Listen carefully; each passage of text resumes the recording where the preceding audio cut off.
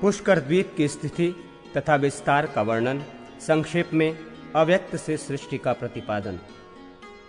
सूत जी बोले, शाक द्वीप के दुगने विस्तार में क्षीरसागर के आश्रित पुष्कर नामक द्वीप स्थित है। हे विप्रेंद्रो, यहाँ मानसोत्तर नामक एक ही पर्वत है। ये 50,500 योजन ऊंचा है और चारों ओर विस्तार में इसका परिमंडल अर्थात घेरा भी उतने ही परिमाण का है। इस द्वीप के ही पश्चिम की ओर आधे भाग में मानसोत्तर नाम से एक ही महापर्वत अपनी विशेष स्थिति के कारण 2 भागों में बटा है। इस द्वीप में 2 शुभ एवं पवित्र जनपद कहे गए हैं। वे दोनों मानस पर्वत के अनुमंडल हैं। ये महावीत तथा धात की खंड नामक वर्ष कहे गए हैं। पुष्कर द्वीप स्वादुदक समुद्र, स्वादिष्ट जल वाले समुद्र से चारों ओर से घिरा है। उस द्वीप में देवताओं द्वारा पूजित न्यगोध्र वट का एक महान वृक्ष है। उसी द्वीप में विश्वभावन विश्वात्मा ब्रह्मा रहते हैं। मुनि श्रेष्ठों, वहीं पर शिव नारायण का मंदिर है। यहाँ आधे भाग में हर एवं आधे में अव्यय हरि के रूप में अर्थात हरिहरात्मक रूप में महादेव निवास करते हैं। यहाँ ब्रह्मा आदि देवताओं, कुमार सनत कुमार आदि योगियों, गंधर्वों तथा किन्नरों एवं यक्षों द्वारा ईश्वर कृष्ण पिंगल पूजित होते हैं। यहाँ की सारी प्रजा स्वस्थ है, ब्रह्मा के समान प्रभावान है और रोग, शोक, राग तथा द्वेष से रहित है। वहाँ सत्य, असत्य, उत्तम, मध्यम, अधम का विभेद नहीं है। न वर्णाश्रम धर्म है, न नदियां हैं और न पर्वत हैं।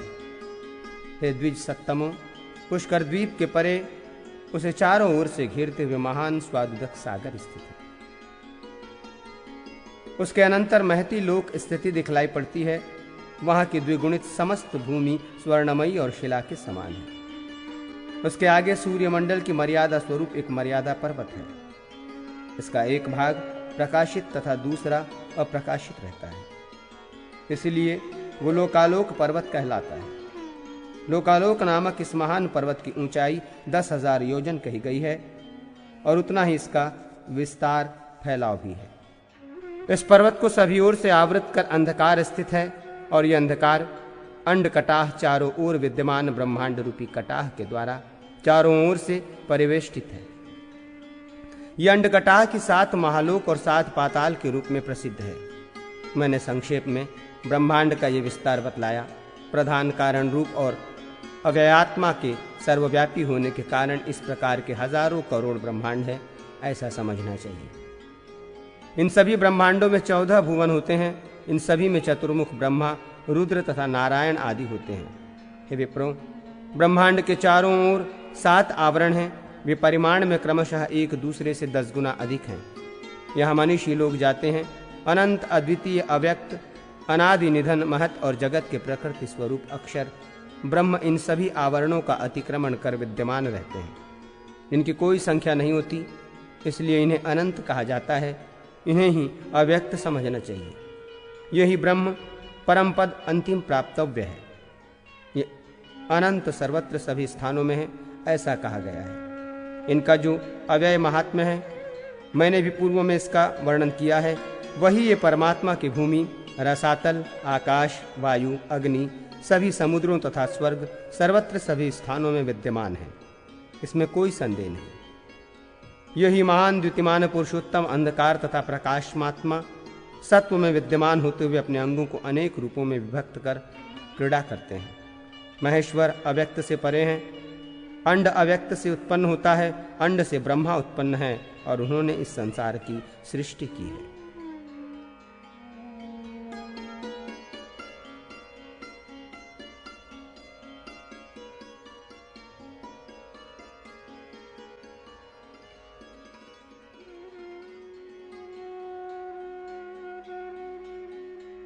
स्वारोचिष से वैवस्तव मनवंतर तक के देवता, सप्तर्षि, इंद्र आदि का वर्णन, नारायण द्वारा ही विभिन्न मनवंतरों में सृष्टि आदि का प्रतिपादन, भगवान विष्णु की 4 मूर्तियों का विवेचन, विष्णु का महात्म्य।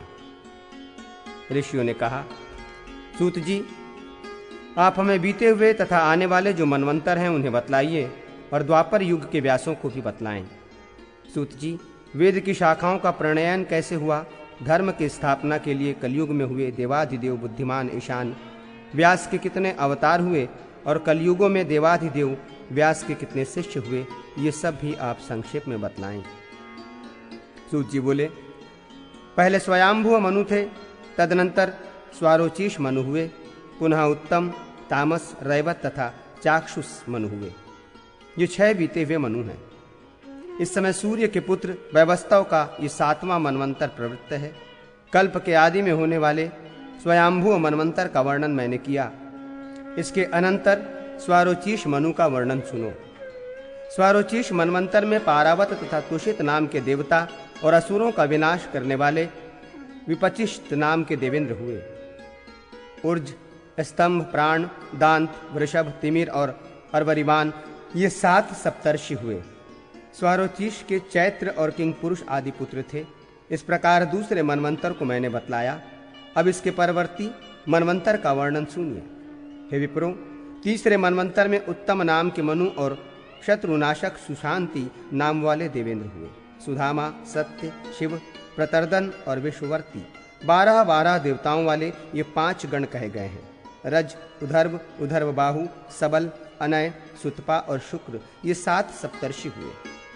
तामस मनवंतर में सूर, वाहरी, सत्य तथा सुधी ये 27 की संख्या वाले गण देवता थे। इसी प्रकार 100 यज्ञों को करने वाले शिवी नामक इंद्र थे। वे शंकर के भक्त और महादेव की आराधना में रत रहते थे। उस मनवंतर में भी ज्योतिर्धर्मा, पृथु, काव्य, चैत्र, अग्नि, वनक और पीवर नामक ये 7 ऋषि हुए। विप्रेंद्रो, 5वें मनवंतर में रैवत नाम वाले मनु और असुरों का मर्दन करने वाले वसु नाम वाले इंद्र हुए। अमिताभ, भुतरय, बैकुंठ और स्वच्छ मेघा ये 14 की संख्या वाले 4 गण देवता थे। हे विप्रो, रैवत मनवंतर में हिरण्यरोमा, वेदश्री, उधर्वबाहु, वेदबाहु, सुधामा, पर्जन्य और महामुनि ये सप्तर्षि हुए। स्वारोचिष, उत्तम, तामस तथा रैवत ये 4 मनु प्रियव्रत के वंशज कहे जाते हैं। हे द्विजों, 6ठे मनवंतर के मनु चाक्षुष हैं। इस मनवंतर के इंद्र का नाम मनोजव है। अब देवताओं को सुनो। आद्य, प्रसूत, भाव्य, पृथुग और लैख्य ये 5 महानुभाव 8 की संख्या वाले देवताओं के नाम गण हैं। सुमेधा, विरजा, हविष्मान, उत्तम, मधु, अतिनाम और सहिष्णु ये 7 कल्याणकारी ऋषि हैं। विप्रो, विवस्वान के पुत्र बुद्धिमान एवं महान तेजस्वी श्राद्धदेव इस समय 7वें मनवंतर के मनु हैं। आदित्य, वसुगण, रुद्र तथा मुरुदुम इसके देवता हैं। इसी प्रकार वीर शत्रुओं का नाश करने वाले पुरंदर नाम वाले इस मनवंतर के इंद्र हैं। वशिष्ठ, कश्यप, अत्रि, जमदग्नि, गौतम, विश्वामित्र तथा भरद्वाज ये 7 सप्तर्षि हैं। इस मनवंतर में विष्णु की अनुपम सत्व गुणमयी शक्ति सृष्टि की रक्षा के लिए स्थित है।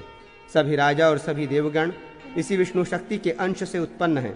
द्विजों, स्वयंभुव मनवंतर में सर्वप्रथम प्रजापति रुचि का आकुति नामक पत्नी से यज्ञ नामक मानस पुत्र हुआ। यह विष्णु का अंश था। तदनंतर पुनः वे ही देव विष्णु स्वारोचिष मनवंतर के आने पर तुषिता से तुषित नाम के देवताओं के साथ उत्पन्न हुए। औत्तन मनवंतर में सत्य रूप जनार्दन विष्णु सत्य नामक श्रेष्ठ देवताओं के साथ सत्य नामधारी सत्या से उत्पन्न हुए और तामस नामक मनवंतर आने पर साक्षात ये हरि ही हरि नामक देवताओं के साथ हरिया से हरि इस नाम से उत्पन्न हुए। रैवत मनवंतर में भी मानस नामक देवताओं के साथ महान द्युतिमान हरि संभूति से मानस नाम से उत्पन्न हुए। चाक्षुष मनवंतर में भी वे पुरुषोत्तम वैकुंठ नामक देवताओं के साथ विकुंठा से वैकुंठ नाम से उत्पन्न हुए और व्यवस्थव नामक मनवंतर में आने पर विष्णु, कश्यप और अदिति से वामन नाम से उत्पन्न हुए। इन्हीं महात्मा ने अपने 3 पगों से समस्त लोकों को जीतकर पुरंदर इंद्र को निष्कंटक त्रैलोक्य का राज्य प्रदान किया। हे विप्रो, 7 मनवंतरों में ये ही 7 उन विष्णु के विग्रह हुए जिनसे प्रजाओं की रक्षा हुई। महात्मा वामन ने इस संपूर्ण विश्व को व्याप्त किया था, इसीलिए विश्व धातु का प्रवेश अर्थ के होने के कारण वे वामन विष्णु कहलाए। ये केशव प्रारंभ में समस्त प्रपंच की सृष्टि करते हैं, उसकी रक्षा करते हैं और अंत में उसका संहार करते हैं। भगवान नारायण सभी प्राणियों की अंतरात्मा है, ऐसा वेद का कथन है। ये नारायण अपने एक अंश से संपूर्ण संसार को व्याप्त कर प्रतिष्ठित रहते हैं। ये निर्गुण होते हुए भी सगुण रूप से 4 भागों में विभक्त होकर सर्वत्र व्याप्त रहने वाले हैं। यही 4 भाग भगवान नारायण की मूर्तियां हैं। इनमें भगवान वासुदेव नाम वाली पहली मूर्ति ज्ञान रूपी, कल्याणकारिणी, निर्मल, गुणातीत और कला रहित है। दूसरी काल और शेष नाम वाली वो तामसी मूर्ति विष्णु की परम विग्रह रूपा मूर्ति है। यही अंत में सबका संहार करती है। इसी प्रकार सत्वगुणमयी प्रद्युम्न नाम वाली अन्य तीसरी मूर्ति संपूर्ण जगत की स्थापना पालन करती है। यही विष्णु की ध्रुवा प्रकृति है। इस तीनों मूर्तियों के अतिरिक्त वासुदेव की ब्राह्मी तथा अनिरुद्ध नाम वाली चौथी राजसी मूर्ति है। ये प्रद्युम्न नामक मूर्ति सृष्टि करने वाली है। जो प्रभु संपूर्ण सृष्टि के रूप में होकर प्रद्युम्न के साथ शयन करते हैं, नारायण नाम वाले वे ही ब्रह्मा प्रजा की सृष्टि करते हैं। मुनीश्वरों, वो जो प्रद्युम्न नाम वाली नारायण की मूर्ति है, उसके द्वारा वे नारायण देवता, असुर तथा मनुष्यों से युक्त विश्व को मोहित करते हैं।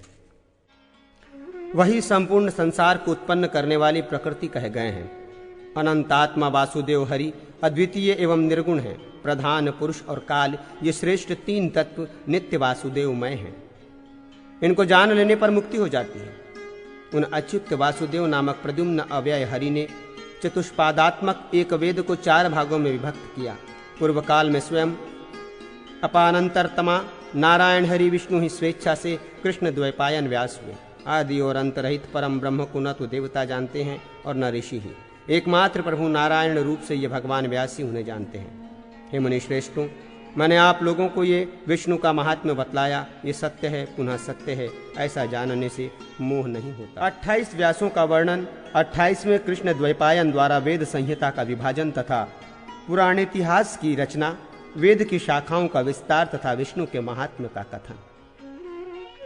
सूत जी बोले, इस वर्तमान मनवंतर के प्रारंभिक प्रथम द्वापर में महान विभु स्वयंभू मनु को व्यास माना गया है। प्रभु ब्रह्मा की आज्ञा से उन्होंने वेद का अनेक प्रकार से विभाजन किया। दूसरे द्वापर में प्रजापति वेद व्यास हुए, तीसरे में शुक्राचार्य व्यास हुए और चौथे में बृहस्पति व्यास हुए। 5वें में सूर्य व्यास हुए और 6ठे में मृत्यु को व्यास कहा गया है। इसी प्रकार 7वें में इंद्र और 8वें में वशिष्ठ व्यास माने गए हैं। 9वें में सारस्वत तथा 10वें में त्रिधामा व्यास माने गए हैं। 11वें में वृषभ, तदनंतर 12वें में शततेजा, 13वें में धर्म और 14वें में तरक्षु व्यास कहे गए हैं। 15वें में त्रयारुणी, 16वें में धनंजय, 17वें में कृतंजय और 18वें में ऋतुंजय को व्यास कहा गया। तदनंतर 19वें में भरद्वाज व्यास हुए। उसके आगे 20वें में गौतम हुए। राजेश्रवा 21वें द्वापर में और फिर 22वें में श्रेष्ठ सुषमायण व्यास हुए। 23वें में तृणबिंदु और उसके बाद 24वें में वाल्मीकि को व्यास कहा गया है। 25वें में शक्ति और 26वें में पराशर ही व्यास हुए। हे द्विजों, 27वें में महामुनि जातुकर्ण व्यास हुए और फिर इस 28वें द्वापर युग में पराशर के पुत्र कृष्ण द्वैपायन व्यास हुए। वे ही सभी वेदों और पुराणों के प्रदर्शक हैं। पराशर के पुत्र महायोगी कृष्ण द्वैपायन हरि ने पार्वती के साथ त्रिलोचन शंकर की आराधना करके उनका दर्शन किया और उन्हीं के अनुग्रह से उन प्रभु व्यास ने वेदों का विभाग किया। तदनंतर उन महामुनि ने वेद के पारंगत 4 शिष्यों को ग्रहण किया। ये 4 शिष्य जैमिनी, सुमंतु, वैशंपायन और चौथे पैल हैं। मुझे अपना 5वां शिष्य बनाया। उन महामुनि ने ऋग्वेद के श्रोता पैल को ऋग्वेद और यजुर्वेद के प्रवक्ता वैशंपायन को यजुर्वेद ग्रहण कराया। इसी तरह उन्होंने सामवेद के श्रोता जैमिनी को सामवेद तथा अथर्ववेद के श्रोता श्रेष्ठ ऋषि श्रेष्ठ सुमंतु को अथर्ववेद का ग्रहण कराया। ऐसे ही इतिहास तथा पुराणों के प्रवचन मुझे श्री कृष्ण द्वैपायन ने नियुक्त किया। प्रारंभ में यजुर्वेद एक ही था, उसका 4 भाग हुआ। उसी से चातुर्होत्र की उत्पत्ति हुई और उससे श्री व्यास ने यज्ञ किया। द्विजोत्तमों, उस यज्ञ में यजुर्वेद के मंत्रों द्वारा अधर्वी से संबद्ध कर्म, ऋक मंत्रों से होता का कर्म, साम मंत्रों से उद्धाता का कर्म और अथर्व मंत्रों के द्वारा ब्रह्मा का कर्म संपन्न हुआ। तदनंतर उन प्रभु ने ऋचाओं को अलग कर ऋग्वेद का प्रणयन किया। इसी प्रकार यजुर मंत्रों के समूह को यजुर्वेद और साम मंत्रों के समूह को सामवेद संहिता बनाई। पहले उन्होंने ऋग्वेद को 21 भागों शाखाओं में और यजुर्वेद को 100 शाखाओं में विभक्त किया। इसी प्रकार उन्होंने सामवेद की 1000 शाखाओं में विभक्त किया और अथर्ववेद को 9 भागों शाखाओं में बांटा। प्रभु व्यास ने पुराण संहिता के 18 भेद किए। पूर्व काल में सभी दोषों को दूर करने वाला पुरातन वही चतुष्पाद प्रणव रूप एक वेद ब्रह्मा से आविर्भूत हुआ।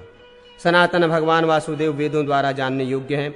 वेदों द्वारा उन्हीं परम पुरुष का गान किया जाता है। जो इन्हें परम पुरुष को जानता है वही वेद को जानने वाला है। यही परात्पर ब्रह्म ज्योति रूप और श्रेष्ठ आनंद है। वेद वाक्यों द्वारा प्रतिपादित तत्व वासुदेव ही परम पद है। वेद परायण मुनि वेदों द्वारा जानने योग्य इन्हीं वासुदेव रूप वेद को जानते हैं। जो परम अवेद को जानते हैं तथा वेदनिष्ठ सदेश्वर वेद मूर्ति महेश्वर हैं, वे भगवान वेदों द्वारा ज्ञात होने योग्य हैं। वे ही भगवान वेद हैं, वे ही वेद से जानने योग्य हैं और उन्हीं का आश्रय ग्रहण करने से मुक्ति मिलती है। पराशर के पुत्र महामुनि वेद व्यास ही इस अविनाशी जानने योग्य प्रणव स्वरूप अव्यय वेद और अवेद अर्थात ज्ञात न हो सकने योग्य परम तत्व को भी जानते हैं। कलयुग में महादेव के अवतारों तथा उनके शिष्यों का वर्णन, भविष्य में होने वाले 7 मनवंतरों का नाम परिगणन, कर्म पुराण के पूर्व विभाग का उपसंहार। सूत जी बोले, सुव्रतो, द्वापर में होने वाले वेदव्यास के अवतारों को कहा गया। अब आप लोग कलयुग में होने वाले महादेव के अवतारों को सुने। व्यवस्थो मनवंतर के पहले कलयुग में विप्रों के हितार्थ अति तेजस्वी देवाधिदेव शंकर श्वेत नाम से पर्वतों में श्रेष्ठ हिमालय के रमणीय छगल नामक शिखर पर अवतरित हुए। उनके शिष्य शिखायुक्त और अमित प्रभा वाले हुए। श्वेत शिख, श्वेतास्य और श्वेत लोहित ये 4 वेद के पारंगत महात्मा ब्राह्मण प्रथम कलयुग में थे।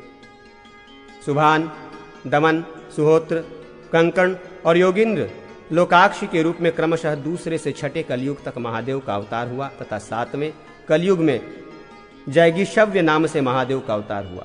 8वें में दधिवाह, 9वें में प्रभु वृषभ, 10वें भृगु और उसके आगे 11वें में कलयुग में उग्र रूप में महादेव का अवतार हुआ। 12वें में अत्रि, 13वें में बलि, 14वें में गौतम और उसके बाद 15वें में कलयुग में वेदाशीर्षा के रूप में महादेव अवतरित हुए।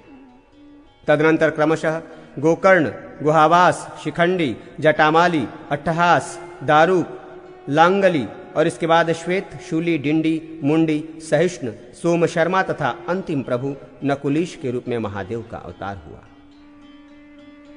वस्तु मनवंतर में त्रिशूल धारण करने वाले प्रभु शंभु के 28 अवतार कहे गए हैं। अंतिम कलयुग में काया अवतार नामक तीर्थ में देवेश्वर नकुलेश्वर के रूप में महादेव का अवतार होगा। मुनि पुंगवों, उस समय देवों के आदि देव महादेव के तीव्र तपस्या के धनी 4 शिष्य हुए।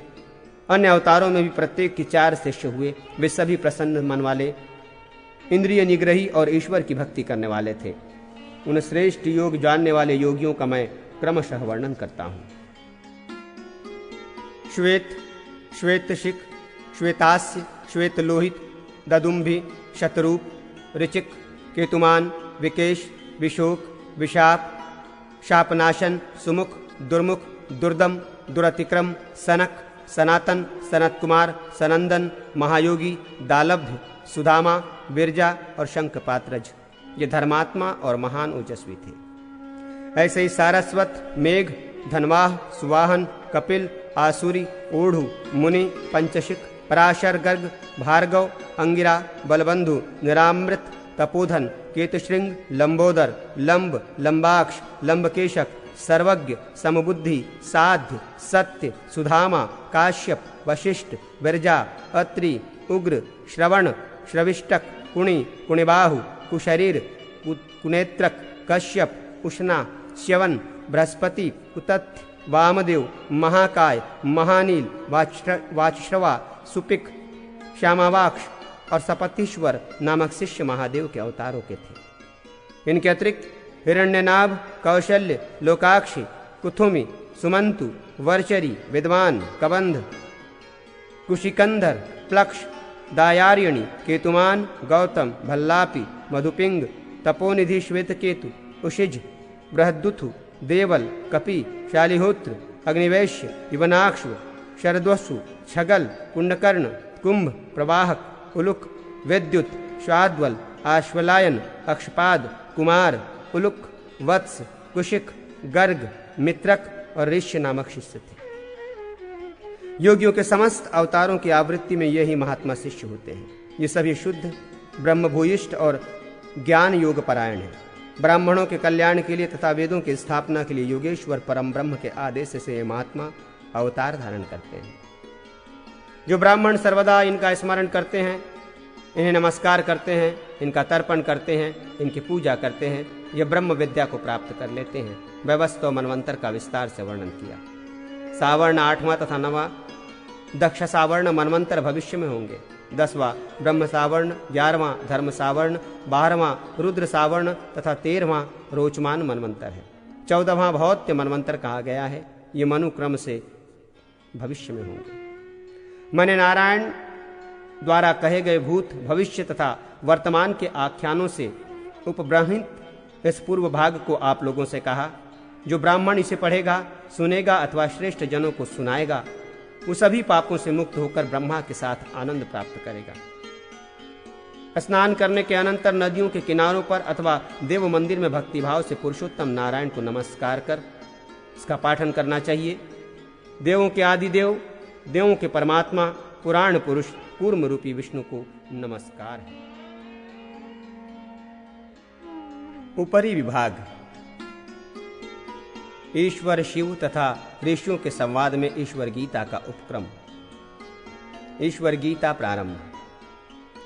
ऋषियों ने कहा, सूत जी, आपने स्वयंभू मनवंतर की सृष्टि, तदुपरांत इस ब्रह्मांड का विस्तार और अन्य विभिन्न मनवंतरों के विषय में भली भांति बतलाया तथा उन मनवंतरों में धर्मपरायण ज्ञान योगी वर्ण धर्म के अनुयायियों के नित्य आराध्य ईश्वरों के ईश्वर देव का भी वर्णन आपने किया।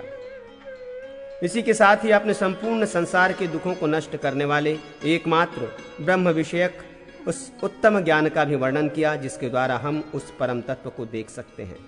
प्रभु, आपने साक्षात नारायण कृष्ण द्वैपायन व्यास जी से संपूर्ण तत्व ज्ञान प्राप्त किया है, इसलिए हम आपसे पुनः पूछते हैं।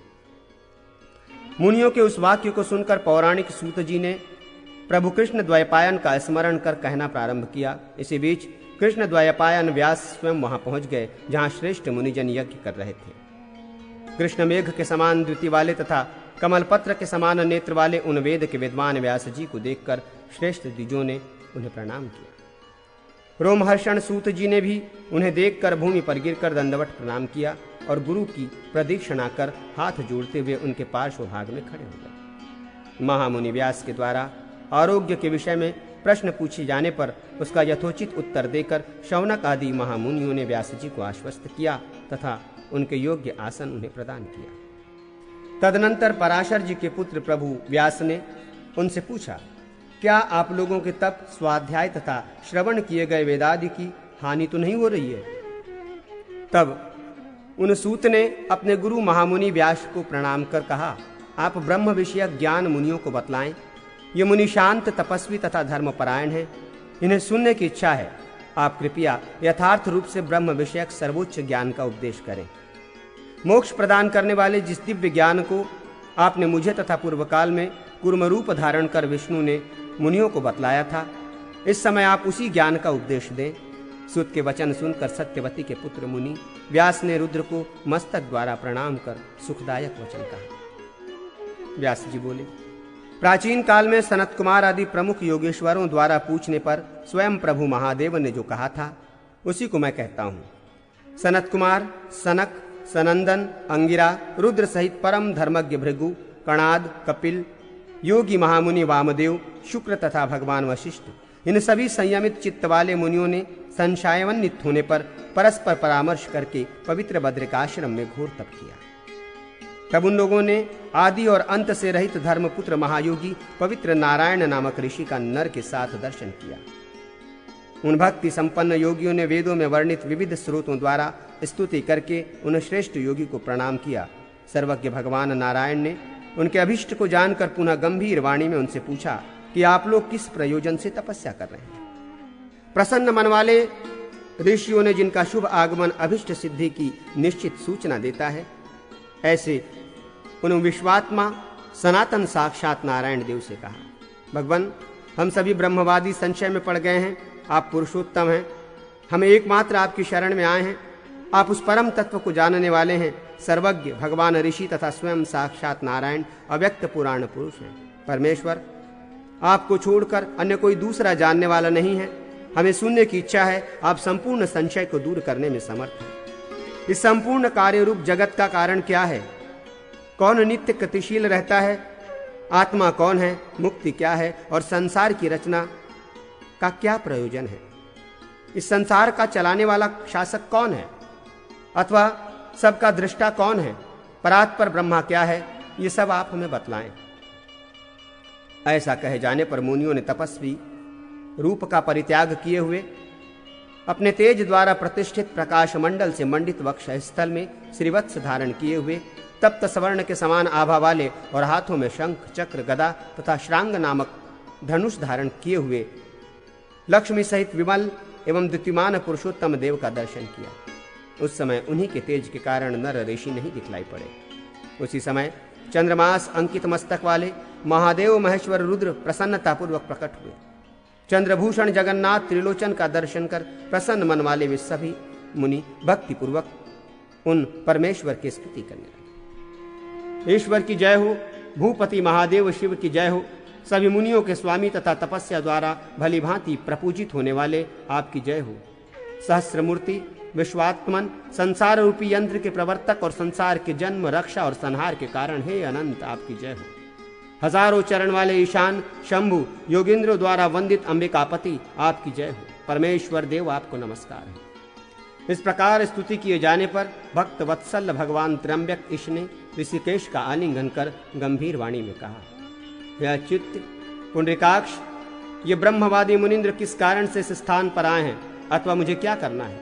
भगवान के वाक्य को सुनकर देवाधिदेव जनार्दन देव ने कृपा करने के लिए उद्यत सामने स्थित महादेव से कहा, देव, ये सभी मुनिगण तपस्वी और निष्पाप हैं। ये लोग भली भांति तत्व दर्शन की इच्छा से मेरी शरण में आए हैं। हे भगवान, यदि आप प्रसन्न हैं तो मेरे समीप इन भावनामय मुनियों को वो दिव्य ज्ञान प्रदान करें। शिव, केवल आप ही अपने आप को जानते हैं, दूसरा कोई आपको जानने वाला नहीं है। अतः आप स्वयं इन मुनिंद्रों को अपना स्वरूप दिखलाएं।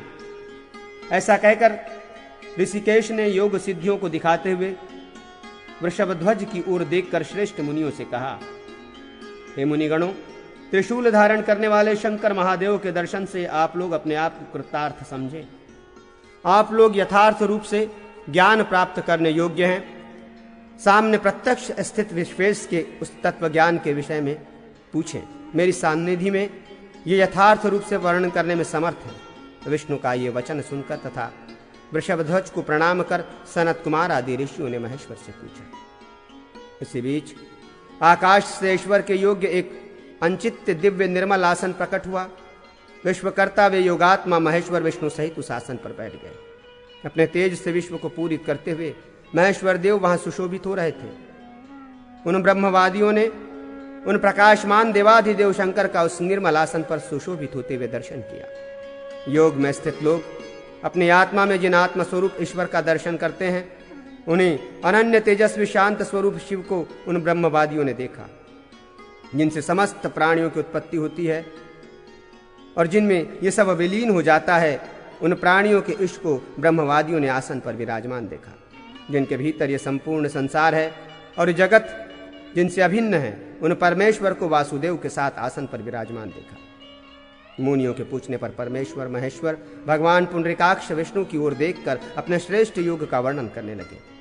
शांत मन वाले अनध मुनियों, आप सभी लोग सुने। मैं ईश्वर द्वारा कहे गए ज्ञान का वर्णन यथोचित रूप से कर रहा हूं।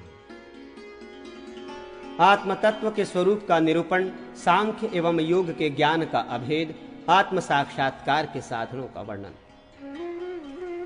ईश्वर ने कहा, द्विजों, देवता लोग प्रयत्न करने पर भी जिसे नहीं जान पाते, मेरा वो विज्ञान अत्यंत गुह्य है, सनातन है एवं बतलाने योग्य भी नहीं है।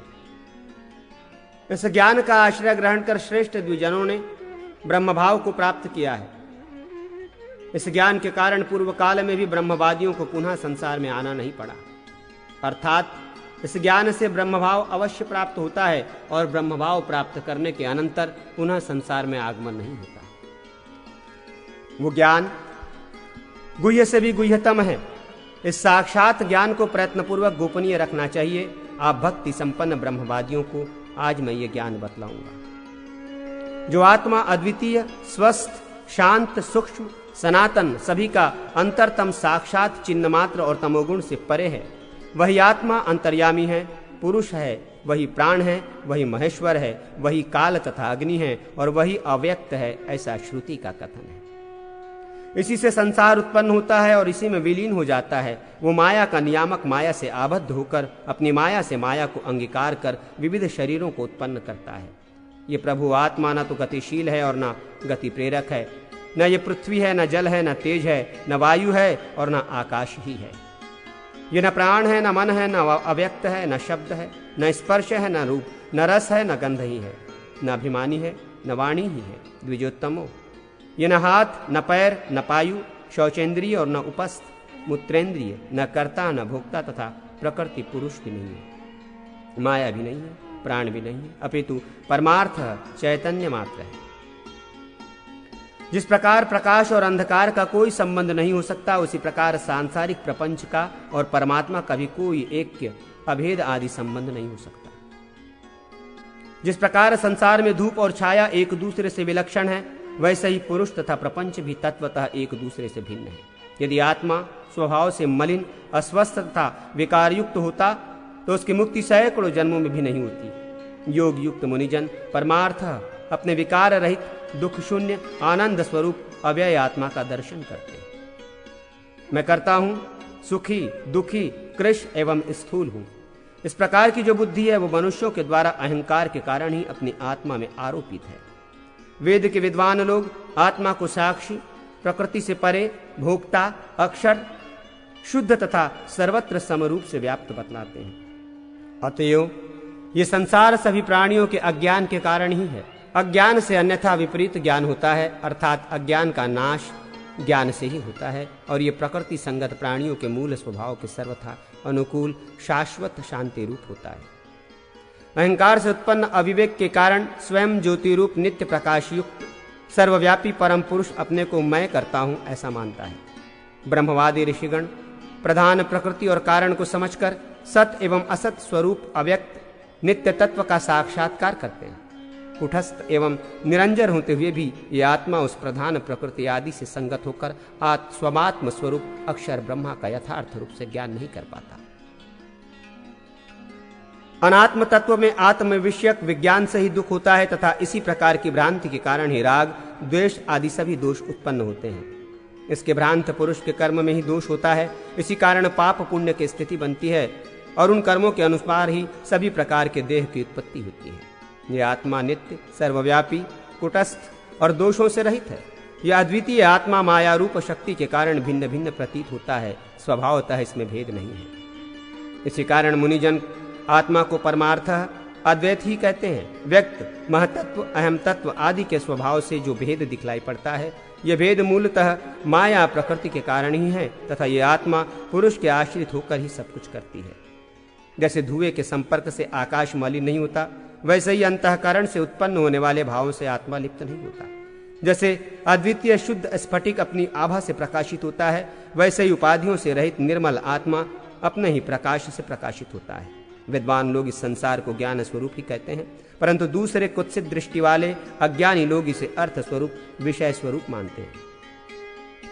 भ्रांत दृष्टि वाले पुरुषों के द्वारा स्वभावतः कुटस्थ, निर्गुण, सर्वव्यापी और चैतन्य आत्मा अर्थ रूप से ही देखा जाता है। जिस प्रकार शुद्ध स्फटिक, गुंजा आदि उपाधि के कारण लोगों को लाल वर्ण का सा दिखलाई पड़ता है, वैसे ही परम पुरुष भी माया के द्वारा नाम रूपात्मक उपाधि युक्त प्रतीत होने के कारण अनेक रूपों में दिखलाई पड़ता है। इस कारण मोक्ष के अभिलाषियों को अक्षर, शुद्ध, नित्य, सर्वव्यापी तथा अव्यय उस आत्मा का श्रवण, मनन तथा उपासना करनी चाहिए, जिससे माया अज्ञान की निवृत्ति हो तथा शुद्ध आत्म तत्व का ज्ञान प्राप्त हो। योगी के मन में जब सर्वत्र व्याप्त रहने वाला चैतन्य सदा प्रकाशित होता है, तब वो योगी बिना किसी व्यवधान के आत्मभाव प्राप्त कर लेता है। योगी जब सभी प्राणियों को अपनी आत्मा में अच्छी प्रकार स्थित देख लेता है और सभी प्राणियों में अपने को स्थित देखता है, तब उसे ब्रह्म भाव की प्राप्ति हो जाती है। जब योगी समाधि की अवस्था में किसी भी प्राणी को अपने से भिन्न नहीं देखता, अर्थात समस्त प्रपंच में आत्मदर्शन करता है, तब वो उस परम तत्व से एकात्म भाव प्राप्त कर लेता है और अद्वितीय हो जाता है। उसके हृदय में स्थित सभी कामनाएं जब समाप्त हो जाती हैं, तब वो पंडित अमृत स्वरूप होकर परम कल्याण प्राप्त कर लेता है। योगी जब प्राणियों के पार्थक्य को एक तत्व में स्थित देखता है और उसी तत्व से उसका विस्तार होना समझता है, तब उसे ब्रह्म की प्राप्ति हो जाती है। जब वो परमार्थः सर्वत्र केवल अद्वितीय आत्मा को ही देखता है और संपूर्ण जगत को माया मात्र समझता है, तब वो मुक्त हो जाता है। जब योगी को जन्म, जरा, दुख और समस्त व्याधियों के एकमात्र औषध अद्वितीय ब्रह्मा का ज्ञान हो जाता है, तब वो शिवरूप हो जाता है। जिस प्रकार संसार में नद एवं नदियां सागर के साथ एक रूपता को प्राप्त करती हैं, उसी प्रकार ये आत्मा जीवात्मा निष्कल अक्षर ब्रह्म के साथ एकत्व प्राप्त करता है। इसलिए विज्ञान का ही अस्तित्व है, प्रपंच और संसरणशील संसार का अस्तित्व नहीं।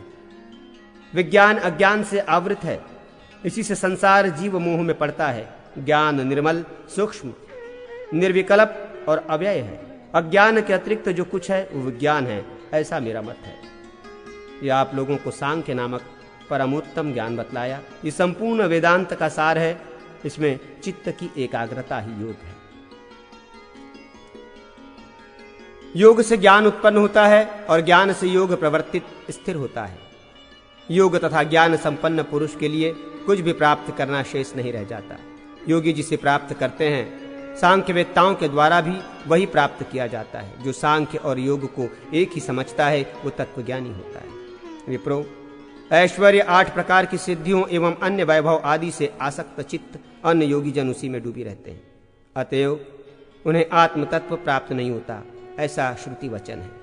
जो सर्वव्यापी दिव्य ऐश्वर्य रूप अचल और महत्व सर्वश्रेष्ठ है, उसे ज्ञान और योग संपन्न पुरुष देहांत होने पर प्राप्त करते हैं। संपूर्ण वेदों में सर्वात्मा, सर्वतोमुख के रूप में प्रतिपादित अव्यक्त मायावी, माया का अधिष्ठाता तथा परमेश्वर स्वरूप मैं ही वो आत्मा हूं। मैं अंतर्यामी, सनातन, सर्वकाम, सर्वरस, सर्वगंध, अजर, अमर और सभी ओर हाथ पैर वाला हूं।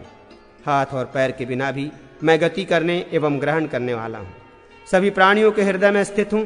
बिना नेत्रों के भी देखता हूं और बिना कानों के भी सुनता हूं। मैं इस समस्त प्रपंच को जानता हूं, मुझे कोई नहीं जानता। तत्वदर्शी लोग मुझे अद्वितीय महान पुरुष कहते हैं। सूक्ष्मदर्शी ऋषि गुणरहित और विशुद्ध रूप आत्मा के हेतु स्वरूप उस श्रेष्ठ ऐश्वर्य सर्वोत्कृष्ट ज्ञान का दर्शन साक्षात्कार करते हैं।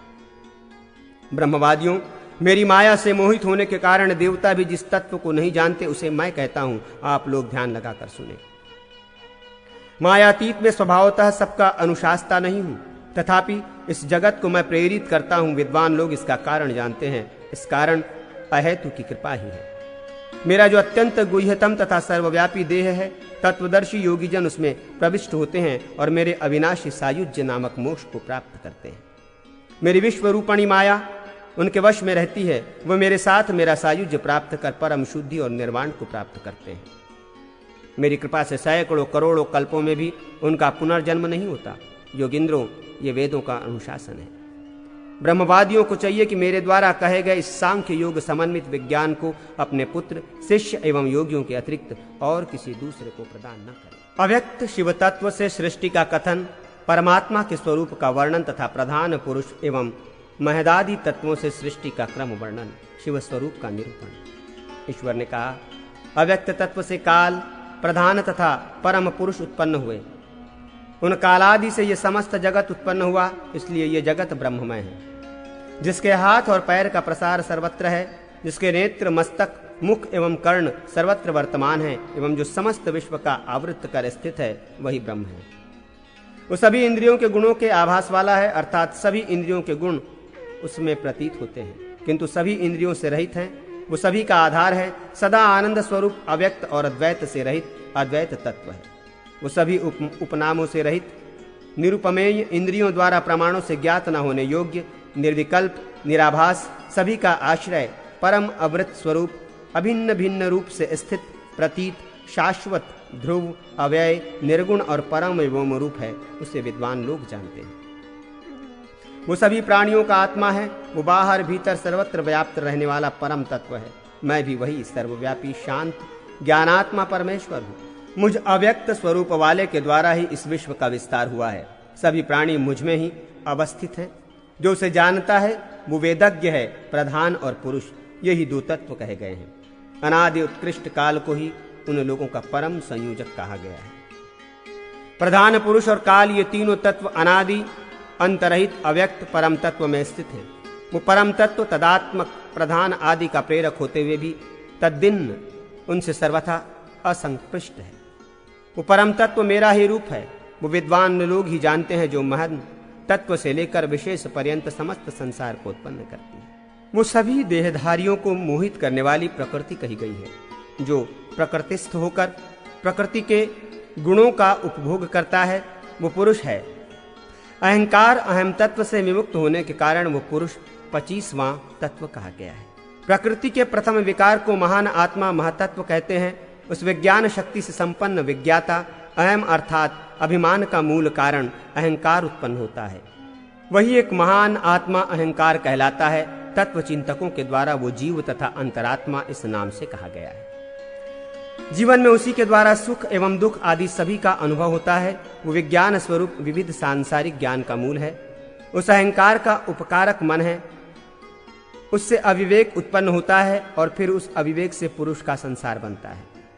प्रकृति से काल का संपर्क होने से वो अविवेक उत्पन्न होता है। काल ही प्राणियों की सृष्टि करता है और काल ही प्रजाओं का संहार करता है। सभी काल के वशीभूत हैं। काल किसी के वश में नहीं है। वो सनातन काल अंतः प्रविष्ट होकर इस संपूर्ण विश्व का नियमन करता है। इस काल को भगवान प्राण सर्वज्ञ तथा पुरुषोत्तम कहा गया है। मनुष्यों ने मन को सभी इंद्रियों से उत्कृष्ट एवं मन से अधिक उत्कृष्ट अहंकार को और अहंकार से उत्कृष्ट महान महतत्व बतलाया है। महत से उत्कृष्ट अव्यक्त, अव्यक्त से उत्कृष्ट पुरुष तथा पुरुष से उत्कृष्ट भगवान प्राण है। ये संपूर्ण संसार उसी से है। प्राण से परतर व्योम है और व्योम से अतीत अग्नि ईश्वर है। मैं वही सर्वव्यापी शांत ज्ञान स्वरूप परमेश्वर हूँ। मुझसे उत्कृष्ट और कोई तत्व नहीं है।